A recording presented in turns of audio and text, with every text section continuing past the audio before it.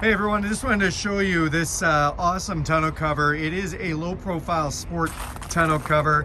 You can see it seals up really nicely with the tailgate closed. It's got a little dust seal there. On the sides, Velcro's closed, which is awesome. And then when it rolls up, it just hooks onto itself there. It does have some bars in the middle for support, and it does keep nice and tight. Let's go ahead and open up the tailgate on this so you can kind of see how that looks inside. So inside, underneath, you see the supports there. You can see where the clamps have been installed on the side.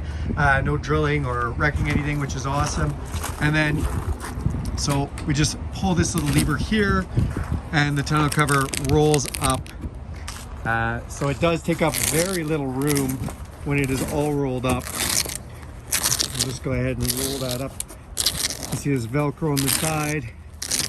And then you have these straps here, which hook around and keep that from going anywhere, which is awesome. Really nice design.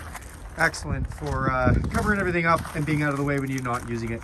All right, guys, thanks a lot for checking out this video. Do me a huge favor and subscribe to this channel. You can go hit that bell notification. You'll be notified every time I make a video.